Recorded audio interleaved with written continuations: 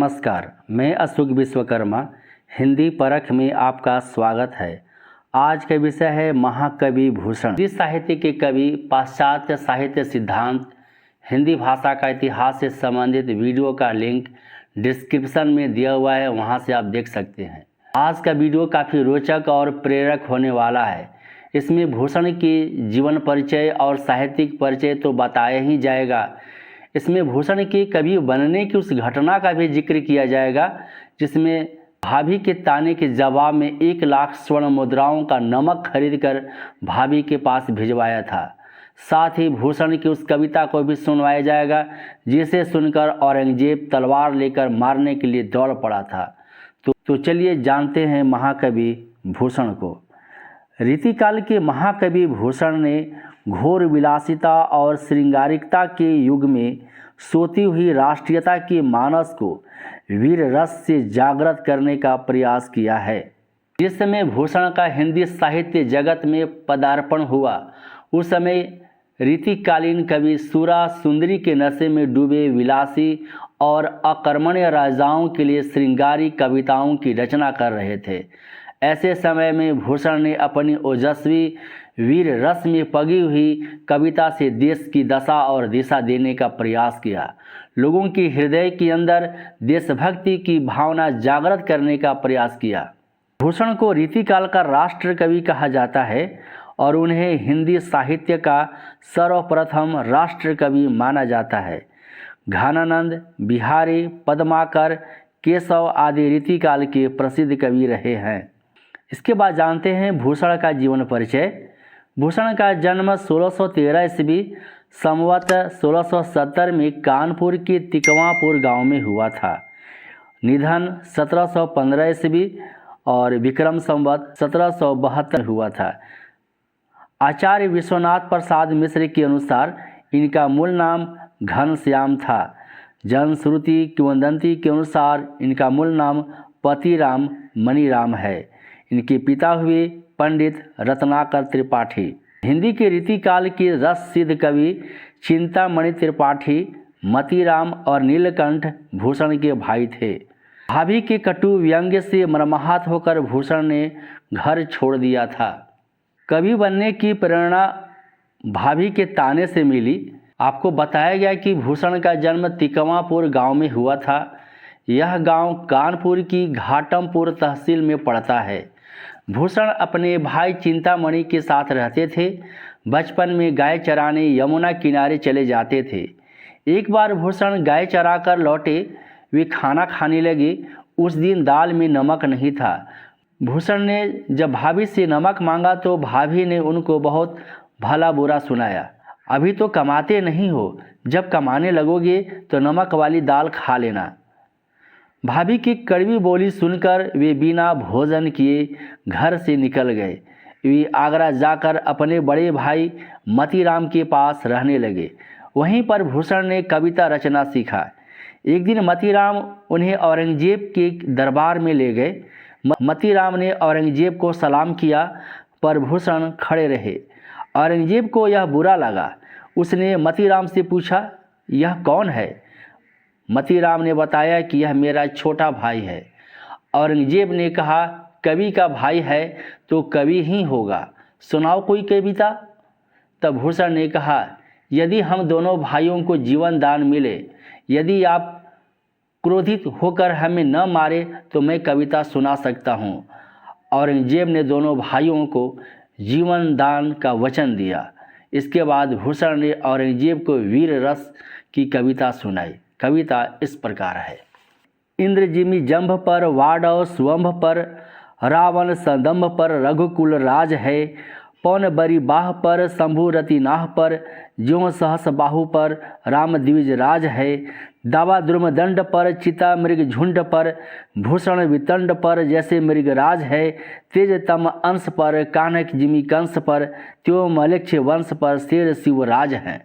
जिस प्रकार जंभा एक राक्षस का नाम था, जिस प्रकार जंभासुर पर इंद्र, समुद्र पर बड़वानल समुद्र की अग्नि है।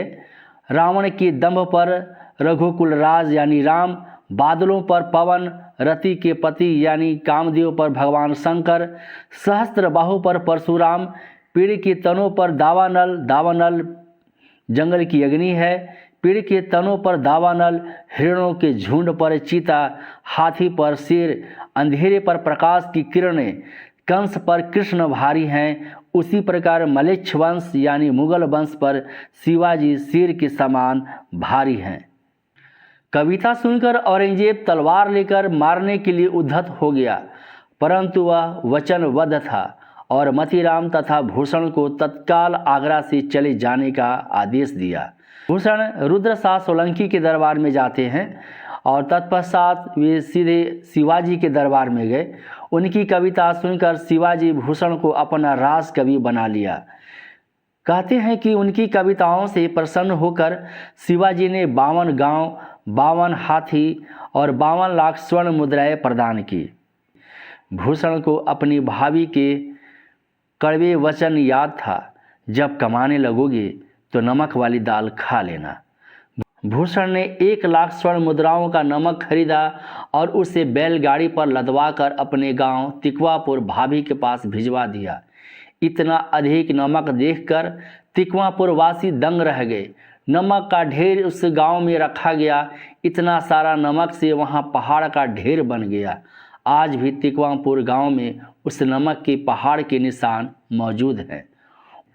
वो कहते हैं ना, हम जिंदगी कुछ इस कदर जिया करते हैं, फेंके गए पत्थर से आसियाँ बना लेते हैं। तो महाकवि भूषण ने भाभी के ताने को सुन करके कवि बनने की प्रेरणा पाते हैं। पश्चात वे चित्रकूट के राजा रुद्रशाह सोलंकी के दरबार गए। रुद्रशाह हृदय राम के पुत्र थे। रुद्रशाह ने इन्हें भूषण की उपाधि से सम्मानित किया। कुल सोलंकी चित्रकूटपति साहसील समुद्र, कवि भूषण पदवी दई हृदय राम सुत रुद्र। कालांतर में भूषण शिवाजी और छत्रसाल के दरबारी कवि हुए। कहते हैं कि भूषण से प्रभावित होकर महाराज छत्रसाल ने एक बार उनकी पालकी में कंधा लगाया था। आपको बताया गया कि शिवाजी भूषण की कविता से प्रसन्न होकर 52 लाख रुपए, 52 हाथी और 52 गांव दान में देकर सम्मानित किया था। छत्रसाल और शिवाजी के इन्हीं गुणों से प्रभावित होकर भूषण ने कहा था, शिवा को सराहों कहे, सराहों छत्रसाल को। शिवाजी की सराहना करूं कि छत्रसाल की सराहना करूं। इसके बाद जानते हैं भूषण का साहित्यिक परिचय। इनकी रचनाएं हैं शिवराज भूषण, शिवा बावनी, छत्रसाल दशक, भूषण हजारा, भूषण उल्लास। उसी सरोज के अनुसार भूषण हजारा और भूषण उल्लास की रचना भूषण ने की है। शिवराज भूषण काव्य शास्त्रीय लक्षण ग्रंथ हैं, जिसमें 385 पद और 105 अलंकारों के लक्षण और उदाहरण दिए गए हैं। सभी उदाहरण शिवाजी की प्रशंसा में लिखे गए हैं। शिवराज भूषण के अलंकारों के लक्षण आचार्य पीयूष वर्ष जयदेव रचित चंद्रालोक और मतीराम रचित ललित ललाम ग्रंथों पर आधारित माने जाते हैं। मतीराम कवि भूषण के भाई हैं। शिवा बावनी में 52 कविताएं हैं, जिसमें शिवाजी के शौर्य और पराक्रम का ओजपूर्ण वर्णन है। छत्रसाल दशक में केवल 10 कविताएं हैं। यहाँ बावनी देख रहे हैं, 52 कविताएं हैं। शिवा बावनी में दशक यानी 10, केवल 10 कविताएं हैं छत्रसाल दशक में, जिसमें छत्रसाल के शौर्य, पराक्रम और युद्ध कौशल का वर्णन है। इसके बाद जानते हैं काव्यगत विशेषताएं। वीर रस। भूषण की कविताएं वीर रस में पगी हुई हैं। शिवाजी की चतुरंगनी सेना यानी पैदल सेना, हाथी सेना, रथ सेना, अश्व सेना के बारे में वर्णन किया गया है। शिवाजी की चतुरंगनी सेना के प्रस्थान और रण कौशल के वर्णन में भूषण को महारत हासिल है। एक छटा उनकी देखिए, साजी चतुरंग सैन अंग में उमंग भरी, सरजा शिवाजी जंग जितन चलत है, भूषण भनत नाद विहद नागरन के, नदी नद मद गबरन के रलत हैं। छत्रसाल की तलवार का भी सशक्त बखान किया गया है। भुज भुजगेश की वैसंगने भुजंगने सी खेदी खेदी खाते देह दारुण दलन के। राष्ट्रीय भावना से ओतप्रोत है इनकी रचनाएं। भूषण का काव्य राष्ट्रीय भावना का काव्य है। औरंगजेब के घनघोर अत्याचार का विरोध, शिवाजी की वीरता का बखान किया है। सजीव युद्ध वर्णन में शिवाजी को महारत हासिल है। भूषण ने युद्धों को बहुत निकट से देखा था। सेना, युद्ध स्थल, युद्ध तथा शत्रु सेना में व्याप्त भय का सजीव चित्रण भूषण के काव्य प्रतिभा की विशेषता है। शिवा वावनी में शिवाजी की सेना के प्रस्थान का वर्णन देखिए। ऐल फैल खैल भैल खलक में गैल गैल, ऐल फैल खैल भैल खलक में गैल गैल, गजन की ठैल पैल सैल उछलत है, तारा सो तरनी धुरी धारा में लगत जिमी, थारा पर पारा परवार जो हलत है। इसके बाद जानते हैं इनकी कला पक्षीय विशेषताएं। शैली है मुक्तक शैली, ओज पूर्ण वर्णन शैली।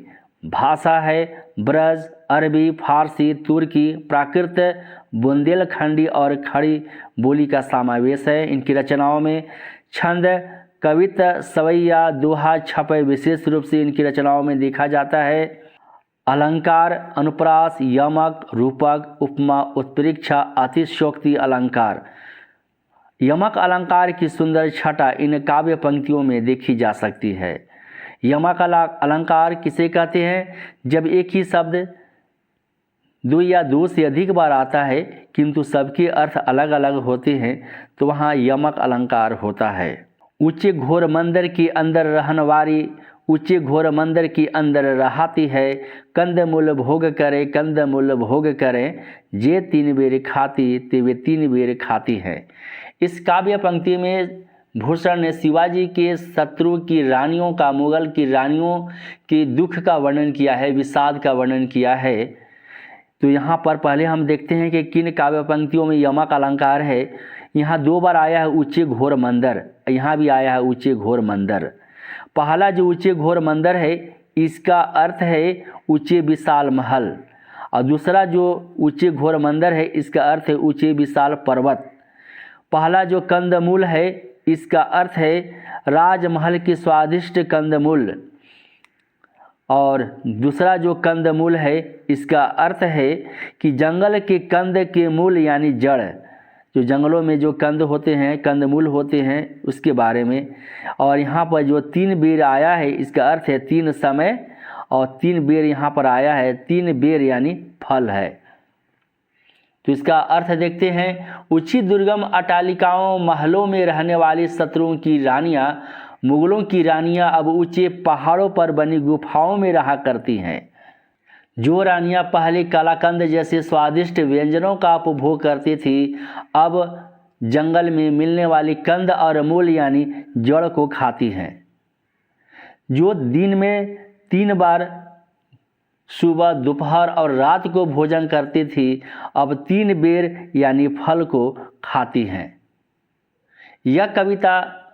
यह काव्य पंक्ति कवित छंद में लिखा गया है और प्रत्येक चरण में 31 वर्ण होते हैं। इसके बाद जानते हैं हिंदी साहित्य में भूषण का स्थान। भूषण ने घोर विलासिता के युग में शिवाजी और छत्रसाल की वीरता का बखान कर सुप्त राष्ट्रीयता की भावना को जागृत किया। इसके बाद जानते हैं भूषण के संबंध में लेखकों के कथन। भूषण राष्ट्रीय भावना का प्रतिनिधि कवि हैं। आचार्य रामचंद्र शुक्ल का कथन है, शिवाजी और छत्रसाल की वीरता के वर्णन में कोई कवियों की झूठी खुशामद नहीं कर सकता। इसी से भूषण को वीर रस की उद्गार सारी जनता की हृदय की संपत्ति है। यह कथन है आचार्य रामचंद्र शुक्ल का। प्रेम और विलासिता के साहित्य का ही उन दिनों प्राधान्य था। उसमें उन्होंने वीर रस की रचना की, यही उनकी विशेषता है। यह कथन है हजारी प्रसाद द्विवेदी का। रीतिकाल का विलक्षण कवि भूषण है। नागेंद्र निश्चय ही भूषण आदिकाल और रीतिकाल की कवियों से अधिक गौरव के भागी हैं। यह कथन है डॉक्टर ओम प्रकाश का। जिसकी रचना को जनता के हृदय स्वीकार करेगा उस कवि की कीर्ति बराबर बनी रहेगी। यह कथन है आचार्य रामचंद्र शुक्ल का।